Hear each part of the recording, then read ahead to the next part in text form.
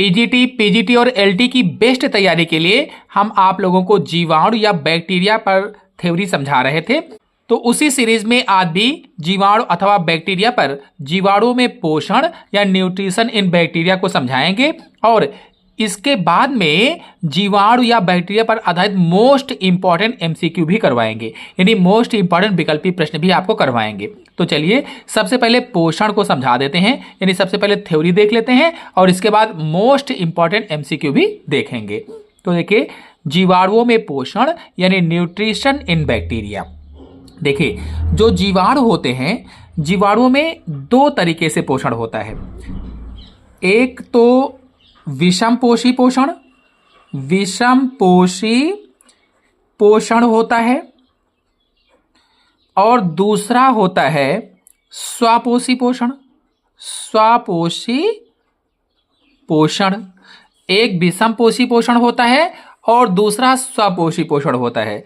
अगर विषमपोषी पोषण की बात करें तो इसे अंग्रेजी में हेट्रोट्रॉफिक न्यूट्रिशन कहा जाएगा। इसे हेट्रोट्रॉफिक न्यूट्रिशन कहा जाएगा। और अगर स्वापोषी की बात करें तो इसे ऑटोट्रॉफिक न्यूट्रिशन कहा जाएगा। तो जीवाणुओं में पोषण जो होता है, पोषण के आधार पर जीवाणु मुख्य रूप से दो प्रकार के होते हैं। एक तो विषमपोषी बैक्टीरिया, अगर पोषण हटा दे तो यहां पर विषमपोषी बैक्टीरिया हो जाएंगे जिनमें विषमपोषी पोषण पाया जाता है, और एक स्वापोषी बैक्टीरिया हो जाएंगे जिनमें स्वापोषण पाया जाता है। तो आप इसको चाहो तो इस तरह से भी कर सकते हो, विषमपोषी बैक्टीरिया लिख सकते हो जिनमें विषमपोषी प्रकार का पोषण पाया जाता है, और स्वापोषी पोषण है तो यहां पर आप लिख सकते हो स्वापोषी बैक्टीरिया। स्वापोषी बैक्टीरिया यानी ऑटोट्रॉपिक बैक्टीरिया हो जाएंगे। तो पोषण के आधार पर बैक्टीरिया दो प्रकार के हुए, न्यूट्रिशन इन बैक्टीरिया दो प्रकार के हो गए, हेट्रोट्रॉपिक बैक्टीरिया और ऑटोट्रॉपिक बैक्टीरिया। विषमपोषी पोषण को परपोषी भी कहा जाता है, परपोषी पोषण या परपोषी बैक्टीरिया। तो देखिए इसके अंतर्गत क्या होगा, विषमपोषी जो बैक्टीरिया होते हैं इनमें मुख्य रूप से तीन तरह से जीवाणु पाए जाते हैं। जो विषमपोषी बैक्टीरिया हैं, जो विषमपोषी बैक्टीरिया होते हैं ये तीन प्रकार के होते हैं। एक तो परजीवी जीवाणु कहो या बैक्टीरिया कहो, और दूसरे होते हैं मृतजीवी जीवाणु या बैक्टीरिया, और तीसरे होते हैं सहजीवी जीवाणु या बैक्टीरिया। अब जो इसमें से परजीवी हैं इन्हें पैरासिटिक बैक्टीरिया कहा जाता है, पैरासिटिक बैक्टीरिया। जो मृतजीवी जीवाणु हैं इन्हें सैप्रोफिटिक बैक्टीरिया कहते हैं, और जो सहजीवी जीवाणु हैं इन्हें सिम्बायोटिक बैक्टीरिया कहा जाता है। तो पैरासिटिक बैक्टीरिया, सैप्रोफिटिक बैक्टीरिया और सिम्बायोटिक बैक्टीरिया। तो जो परजीवी जीवाणु होते हैं ये पौधों और जंतुओं में रहकर उनसे अपना भोजन प्राप्त करते हैं। जो परजीवी हैं ये पौधों और जंतुओं में रहते हैं, पौधों और जंतुओं से अपना भोजन प्राप्त करते हैं, यानी पौधों और जंतुओं के अंदर रहते हैं और उन्हीं से अपना भोजन प्राप्त करते हैं। और आपको बता दें इनमें कुछ को छोड़ करके शेष सभी परजीवी जंतुआ पौधों में रोग पैदा करते हैं। जितने भी परजीवी जीवाणु होते हैं, पैरासिटिक बैक्टीरिया होते हैं, कुछ को छोड़ दीजिए, कुछ को छोड़ करके शेष सभी जो पौधे होते हैं, पौधों व जंतुओं में रोग उत्पन्न करते हैं, रोग पैदा करते हैं। इसीलिए इन्हें रोगजनक बैक्टीरिया भी कहा जाता है। परजीवी जीवाणुओं को या परजीवी बैक्टीरिया को क्या कहते हैं, रोगजनक बैक्टीरिया भी कहा जाता है, क्योंकि कुछ को छोड़ करके शेष जितने भी बैक्टीरिया होते हैं परजीवी वाले, वे सभी पौधे और जंतुओं में रोग पैदा करते हैं। अब अगर परजीवी जीवाणु या पैरासिटिक बैक्टीरिया के उदाहरण देखे जाएं, डिप्लोकोकस निमोनी ले लीजिए। ये क्या करता है, निमोनिया रोग पैदा करता है। इसी प्रकार से साल्मोनेला टाइफी होता है जो टाइफाइड रोग पैदा करता है। इसी प्रकार से विब्रियो कॉलेरी जो जीवाणु होता है ये हैजा रोग उत्पन्न करता है। तो ये सब कैसे बैक्टीरिया हो जाएंगे? ये सब पैरासिटिक बैक्टीरिया हो जाएंगे या परजीवी जीवाणु हो जाएंगे। अगर मृतजीवी जीवाणु की बात की जाए तो मृतजीवी या सैप्रोफिटिक बैक्टीरिया के अंतर्गत ये कैसे होते हैं? मृत व सड़े गले, मृत व सड़े गले कार्बनिक पदार्थों से अपना भोजन ग्रहण करते हैं। मृत व सड़े गले कार्बनिक पदार्थों से अपना भोजन ग्रहण करते हैं, उन्हें ही मृतोपजीवी या मृतजीवी बैक्टीरिया कहा जाता है या सैप्रोफिटिक बैक्टीरिया कहा जाता है। और अगर सहजीवी की बात करें तो सहजीवी में ये जंतुओं के साथ रहते हैं, जंतुओं के साथ रहकर अपना भोजन प्राप्त करते हैं, उन्हीं के साथ रहते हैं और भोजन प्राप्त करते हैं। तो ऐसे बैक्टीरिया को ही सहजीवी बैक्टीरिया या सिम्बायोटिक बैक्टीरिया कहा जाता है। और ये एक दूसरे को लाभ भी पहुंचाते हैं, एक दूसरे को लाभ भी पहुंचाते हैं, जंतुओं के साथ रहते हैं, एक दूसरे को लाभ भी पहुंचाते हैं, उन्हें ही सिम्बायोटिक बैक्टीरिया कहते हैं। इसके अंतर्गत उदाहरण देखा जाए तो जैसे बैसिलस एजोटोबैक्टर है, ऐसे ही रेडिसिकोला है, ऐसे ही राइजोबियम है जो सहजीवी बैक्टीरिया के रूप में होता है। तो ये सब सिम्बायोटिक के उदाहरण होते हैं। आप स्वपोषी पोषण या स्वपोषी बैक्टीरिया को देख लेते हैं, यानी ऑटोट्रॉपिक बैक्टीरिया को देख लेते हैं। तो ऑटोट्रॉपिक जो बैक्टीरिया होते हैं, ऑटोट्रॉपिक बैक्टीरिया भी मुख्य रूप से 3 प्रकार के होते हैं। एक तो प्रकाश संश्लेषी होते हैं, और दूसरा रसायन संश्लेषी होते हैं, और तीसरे होते हैं नाइट्रीफाइंग बैक्टीरिया। तो ऑटोट्रॉपिक जो बैक्टीरिया होते हैं ये भी मुख्य रूप से 3 प्रकार के होते हैं, यानी फोटोसिंथेटिक वाले और केमोसिंथेटिक वाले और नाइट्रीफाइंग बैक्टीरिया। जो प्रकाश संश्लेषी हैं ये सूर्य के प्रकाश से अपने भोजन का निर्माण करते हैं, लेकिन पौधों की तरह नहीं करते हैं, क्योंकि पौधों में ऑक्सीजन गैस मुक्त होती थी प्रकाश संश्लेषण में, लेकिन इनमें ऑक्सीजन गैस मुक्त नहीं होती है। प्रकाश संश्लेषण क्रिया तो होती है, यानी सूर्य के प्रकाश की उपस्थिति में अपना भोजन तो बना लेते हैं स्वयं, लेकिन पौधों की तरह प्रकाश संश्लेषण नहीं करते हैं, इनमें O2 गैस मुक्त नहीं होती है। जबकि अगर रसायन संश्लेषी की बात की जाए तो ये कार्बनिक भोजन के निर्माण के लिए जैसे ऊर्जा जो लेते हैं वो सल्फर है, हाइड्रोजन है, मीथेन है, नाइट्रेट है, नाइट्राइट है, अमोनिया जैसे विभिन्न अकार्बनिक यौगिक, सभी यौगिकों के ऑक्सीकरण से ये भोजन प्राप्त करते हैं या ऊर्जा प्राप्त करते हैं। और जो नाइट्रीफाइंग बैक्टीरिया होते हैं ये क्या करते हैं? नाइट्रीफाइंग जो बैक्टीरिया ये नाइट्रोजन का स्थिरीकरण करते हैं, फिक्सेशन करते हैं, और भूमि में स्वतंत्र रूप से पाए जाते हैं। जो भूमि होती है, जो मृदा होती है, उसमें स्वतंत्र रूप से पाए जाते हैं। जैसे नाइट्रोबैक्टर हो जाएगा, जैसे नाइट्रोसोमोनास हो जाएगा। ऐसे ही जो नाइट्रोजन स्थिरीकरण करने वाले होते हैं एजोटोबैक्टर हो जाएगा, क्लास्ट्रीडियम हो जाएगा। जो क्लास्ट्रीडियम होता है वो वायुमंडल की नाइट्रोजन के यौगिकों में चेंज करता है। और जो नाइट्रोबैक्टर होता है ये नाइट्राइट को नाइट्रेट में बदलता है, क्योंकि जो पौधे होते हैं, पौधे नाइट्रोजन को डायरेक्ट नहीं लेते हैं, वो नाइट्राइट से जब नाइट्रेट में बदलता है तो नाइट्रेट को नाइट्रोजन के रूप में ग्रहण करते हैं पौधे। ये चीज याद रखेंगे। तो चलिए आप कुछ प्रमुख मोस्ट इंपॉर्टेंट एमसीक्यू भी आपको समझा देते हैं। जीवाणु पर आधारित क्वेश्चन के सीरीज में आज का क्वेश्चन है, निम्नलिखित बैक्टीरिया में कौन विनाइट्रीकरण से संबंधित है? 4 बैक्टीरिया या जीवाणु दिए गए हैं और पूछा गया है which of the following bacteria is associated with the denitrification. तो ऑप्शन इसमें कौन सा सही होगा? आंसर बताने से पहले आपको बता दें कि विनाइट्रीकरण क्या होता है। तो देखिए, जो मृदा में नाइट्रोजन होती है तो मृदा के नाइट्रोजन का वायुमंडल तक पहुंचना विनाइट्रीकरण कहलाता है। और अगर पूछा जाए नाइट्रीकरण क्या है, तो वायुमंडल की नाइट्रोजन का मृदा तक पहुंचना नाइट्रीकरण कहलाता है। अब इसमें ऑप्शन सही होगा पहला, स्यूडोमोनास जो है ये विनाइट्रीकरण से संबंधित है, जबकि जो एजोटोबैक्टर है रोडोस्पाइरिलम है, राइजोबियम है, ये सभी नाइट्रीकरण से संबंधित हैं। नेक्स्ट क्वेश्चन है, नाइट्रोजन चक्र में नाइट्राइट को नाइट्रेट में बदला जाता है। किस जीवाणु के द्वारा नाइट्राइट को नाइट्रेट में बदला जाता है?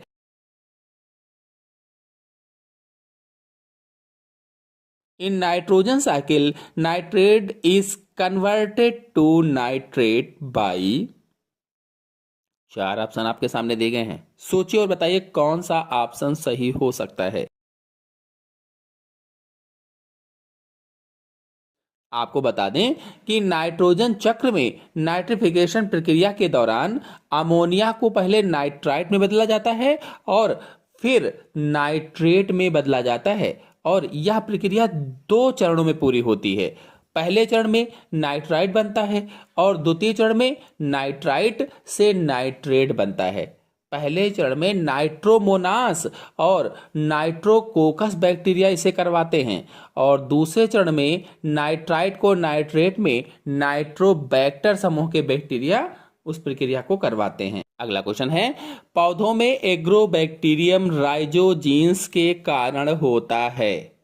इन प्लांट्स एग्रोबैक्टीरियम राइजोजीन्स काजेज मूल गलन, मूल बहुप्रजता, ट्यूमर निर्माण, ग्रंथिका निर्माण। पीजीटी 2016 में क्वेश्चन पूछा गया था, इसका आंसर सही होगा बी, मूल प्रजता। आपको बता दें कि एग्रोबैक्टीरियम राइजोजीन्स मृदा में पाया जाने वाला जीवाणु है या मृदा में पाया जाने वाला बैक्टीरिया होता है जो डाइकॉट प्लांट होते हैं, जैसे चाय में रेशेदार जड़ रोग उत्पन्न करता है।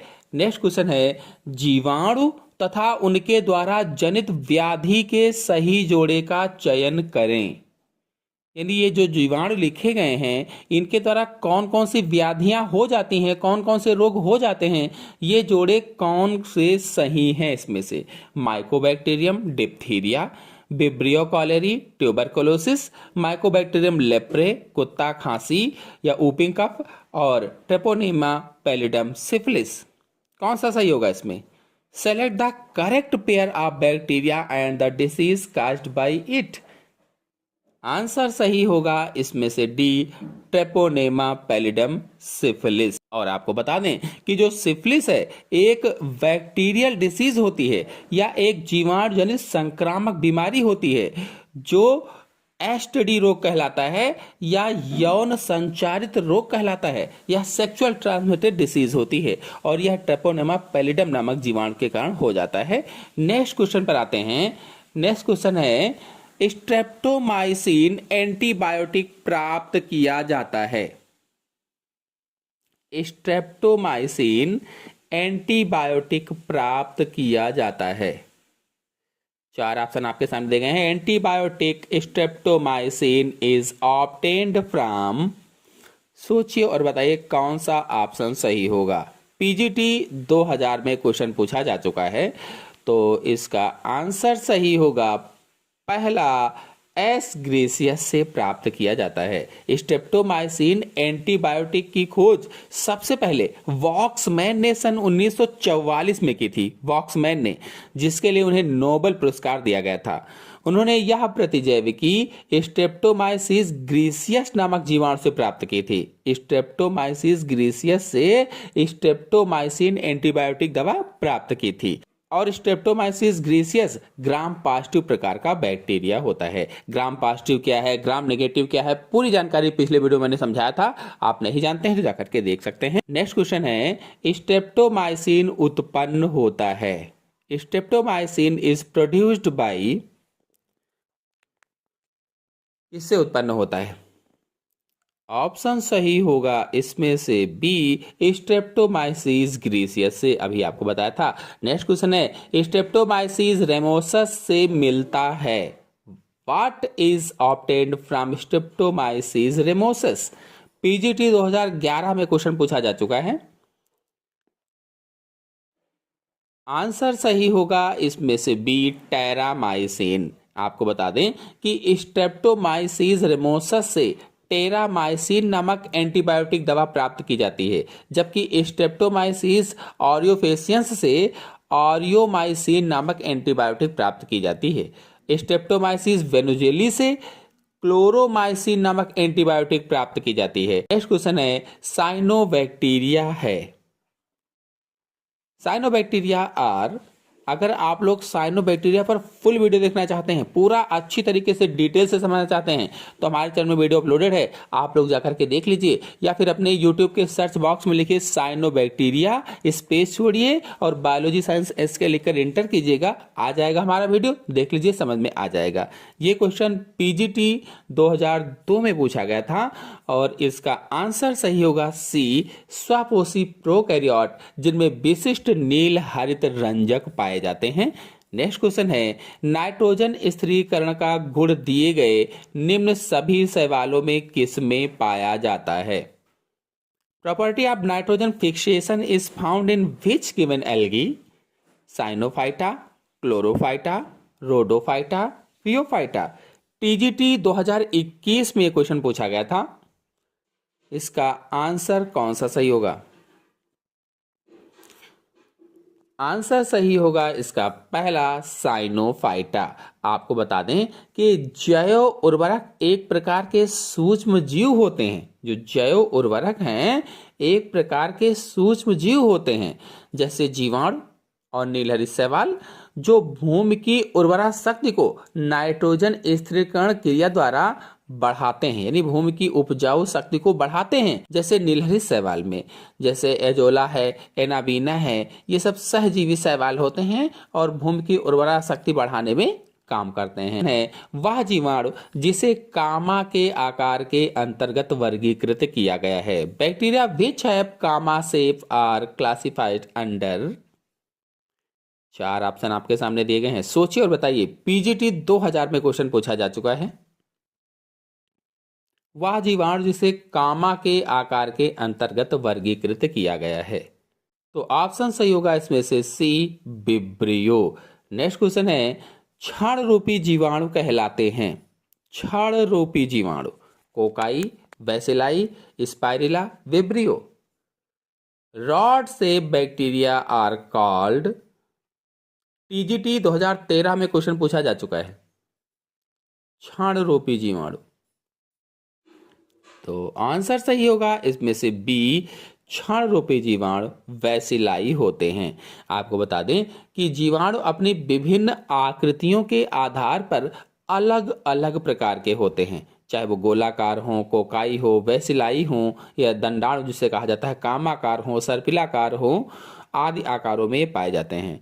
विब्रियो की जो संरचना है वो कामा जैसी होती है, जिसे कामा के आकार का कहा जाता है। जो कोकाई होते हैं गोल आकार के होते हैं, बैसिलाई क्षण रूपी होते हैं, जबकि जो स्पाइरिला होता है ये पेंच रूपी या सर्पिलाकार जीवाणु होता है।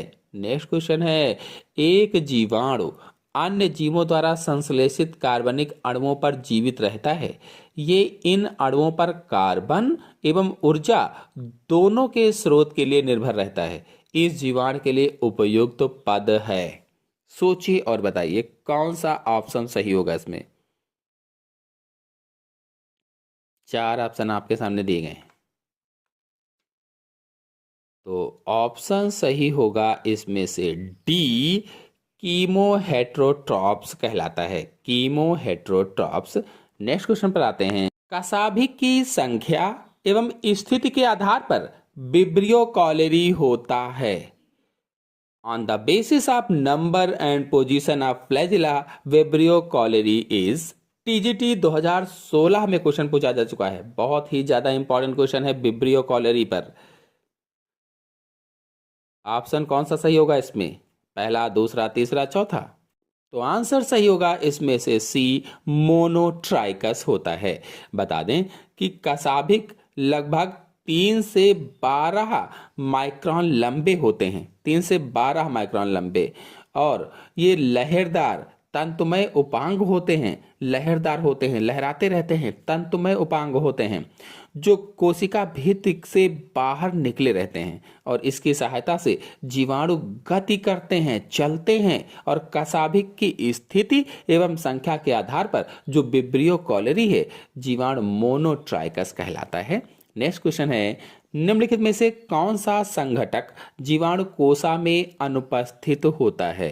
एक निश्चित कोशा भित्ति, आरएनए, एंडोप्लाज्मिक जालिका, राइबोसोम।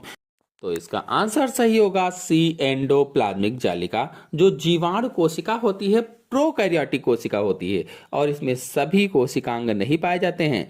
जीवाणु की कोशिका या बैक्टीरियल सेल में एंडोप्लाज्मिक रेटिकुलम अनुपस्थित होती है या नहीं पाई जाती है और इसमें cell wall, RNA, DNA, ribosome आदि पाए जाते हैं। नेक्स्ट क्वेश्चन है, लाइसोजेनिक चक्र प्रदर्शित करने वाले फेज कहलाते हैं? Temperate phage, lytic phage, virulent phage, उपर्युक्त में से कोई नहीं। पीजीटी 2021 में क्वेश्चन पूछा गया था, phage which show lysogenic cycle are called. कौन सा ऑप्शन सही होगा इसमें? ऑप्शन सही होगा इसमें से पहला, टेम्पोरेट फेज कहलाते हैं। जो जीवाणु भोजी होते हैं जिन्हें अंग्रेजी में बैक्टीरियोफेज कहा जाता है, तो बैक्टीरियोफेज द्वारा लाइसोजेनिक चक्र प्रदर्शित किया जाता है जिसे टेम्पोरेट फेज कहा जाता है। नेक्स्ट क्वेश्चन है, वह प्रक्रिया जहां बैक्टीरिया के जीन दाता से ग्राही की ओर सेक्स फैक्टर के रूप में स्थानांतरित होते हैं कहलाती है? The process where bacterial genes are transmitted from donor to receiver as part of the sex factor termed। कौन सा ऑप्शन सही होगा? आंसर सही होगा इसमें से बी, सेक्सडक्शन।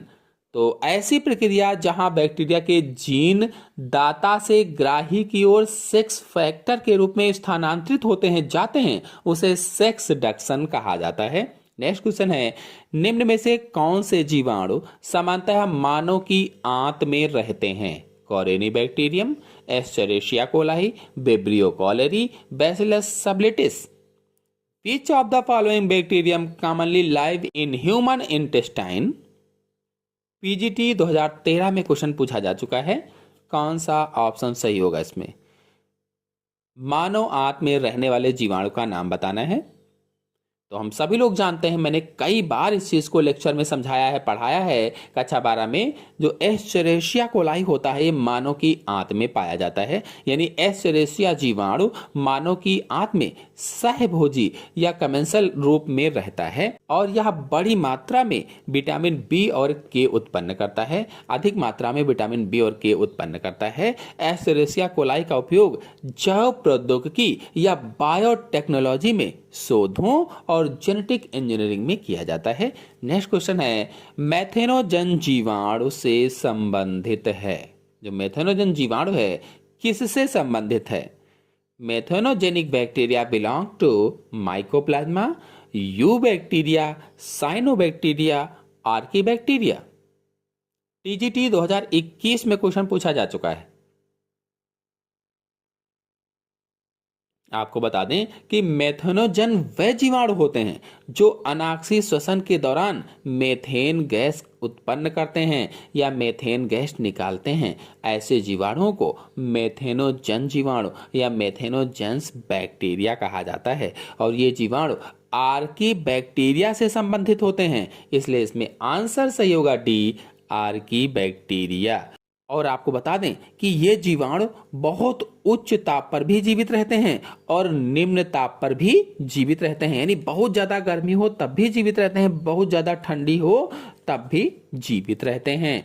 और ये पशुओं के गोबर से गोबर गैस का निर्माण भी करते हैं। जो मेथेनोजेंस हैं, गाय है, भैंस है आदि के आमाशय में पाए जाते हैं और पशुओं के गोबर से गोबर गैस बनाते हैं या बायोगैस का निर्माण करते हैं। नेक्स्ट क्वेश्चन है, प्रतिजैविक रोगों को ठीक करते हैं?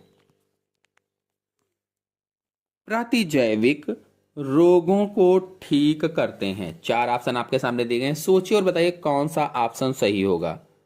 एंटीबायोटिक क्योर डिसीज भाई?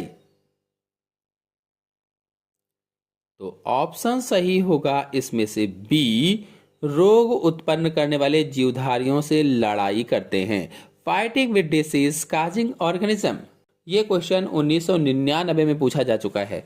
और आपको बता दें कि एंटीबायोटिक को हिंदी में प्रतिजैविक कहा जाता है और ये विशेष प्रकार के रसायन होते हैं, केमिकल होते हैं, जो एक प्रकार के सूक्ष्म जीवों के द्वारा स्रावित होते हैं। ये हानिकारक सूक्ष्म जीवों को मारते हैं या उनकी वृद्धि को रोकते हैं। नेक्स्ट क्वेश्चन है, यौन संचारित रोग यानी एसटीडी का पहला अच्छी तरह से दर्ज किया गया यूरोपीय प्रकोप कौन सा था? क्लेमाइडिया, सिफिलिस, गोनोरिया, उपरोक्त में से एक से अधिक, उपरोक्त में से कोई नहीं। विच was the first well recorded European outbreak of sexually transmitted disease STD? तो ऑप्शन सही होगा इसमें से, तो ऑप्शन सही होगा इसमें से बी, सिफिलिस। बता दें कि यौन संचारित रोग या एसटीडी का पहला अच्छी तरह से दर्ज किया गया यूरोपीय प्रकोप सिफिलिस था और यूरोप में सिफिलिस का पहला प्रकोप सन 1494-1495 में फ्रांसीसी आक्रमण के दौरान नेपल्स, इटली में हुआ था। क्योंकि यह वापस लौटने वाले फ्रांसीसी सैनिकों द्वारा फैला था, इस बीमारी को फ्रांसीसी रोग के रूप में भी जाना जाता था। तो इस तरह से आज के वीडियो में मैंने आप सभी लोगों को जीवाणु पर आधारित क्वेश्चन समझाए। आशा है आपको अच्छी तरह से समझ में आ गए होंगे। समझ में आ गए हों तो वीडियो को लाइक कीजिए, अपने सभी दोस्तों में शेयर कीजिए। चैनल पर पहली बार आए हैं तो चैनल को सब्सक्राइब भी कर लीजिए। धन्यवाद।